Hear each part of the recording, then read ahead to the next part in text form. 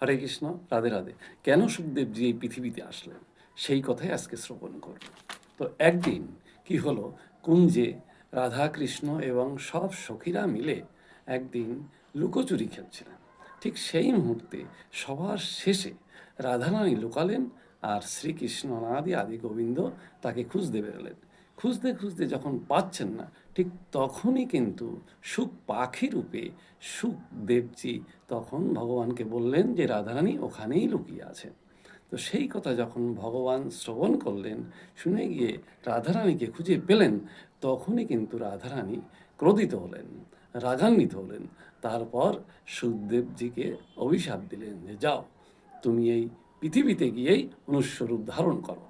তখন কি ঘটনা ঘটল তারপরে আমরা সবাই জানি। তখন ঘটনা ঘটল, স্বয়ং মহাদেব পার্বতীকে দুইজনে এক জায়গায় হয়ে পার্বতী মা জিজ্ঞেস করছিলেন যে হে অনাদি আদি মহাদেব, আপনি কেন বারবার বেঁচে থাকেন আর আমি কেন বারবার মারা যাই? তখন মহাদেব বললেন, পার্বতী তুমি শুনবে কেন আমি বেঁচে থাকি আর তুমি বারবার মারা যাও? চলো, তুমি গুহাতে চলো। কোন গুহা? সেই অমরনাথ গুহা। সেখানে গিয়েই মহাদেব এই ভাগবত কথামৃত শোনাতে লাগলেন পার্বতীকে। পার্বতী কিছুক্ষণ ভাগবত কথামৃত শ্রবণ করার পর ওনার ঘুম এসে গেল। সেখানেই এই সুখদেব সুখ পাখি রূপে ওখানে উপস্থিত হলেন। উপস্থিত হয়ে সম্পূর্ণ ভাগবত কথামৃত তিনি শ্রবণ করলেন। এবং মাঝখানে মাঝখানে যখন মহাদেব জিজ্ঞেস করছেন যে পার্বতী তুমি শুনছো তো, তখন কিন্তু এই সুখ পাখি বারবার সাড়া দিচ্ছিলেন, হুম হুম, হ্যাঁ, এই ওঙ্কার ভরছিলেন।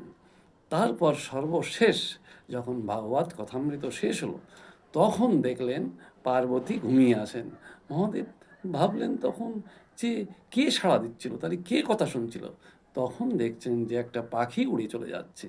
তখন মহাদেব ত্রিশূল নিয়ে সেই পাখিটাকে পিছনে ধাওয়া করলেন এবং করতে করতে পাখিটা যখন উড়তে উড়তে দেহ ত্যাগ করে আত্মারূপে ব্যাসদেবের স্ত্রীর গর্ভে প্রবেশ করলেন, তখন মহাদেব সেই ব্যাসদেবের গৃহের সামনেই ত্রিশূল গেড়ে রেখে ওখানেই ধ্যানস্থ হলেন যে যতক্ষণ না পর্যন্ত এই পাখিকে আমি না ধরতে পারবো, এই আত্মাকে আমি না ধরতে পারবো, ততক্ষণ আমি এখানেই বসে থাকবো।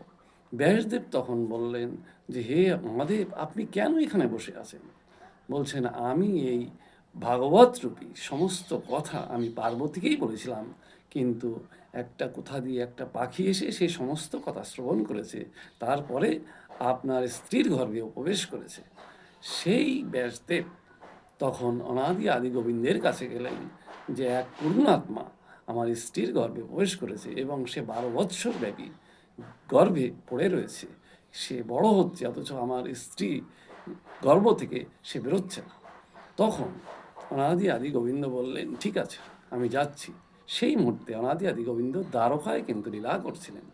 এদিকে ব্যাসদেব স্ত্রীর গর্ভের কাছে গিয়ে বলছেন, আপনি কোন মহাত্মা? আপনার মাতা খুব কষ্ট পাচ্ছে, আপনি এখান থেকে বেরোন। তখন তিনি বলছেন, আমি এখান থেকে বেরোবো না, আমি এখানে অনেক আনন্দে আছি। আমি যতক্ষণ অনাদি আদি গোবিন্দ না আসবেন আর আমি যখন এখান থেকেই বেরোবো, বেরোলেই আমাকে মায়া গ্রাস করবে, সেই মায়ার কবল থেকে আমি বাঁচতে চাই।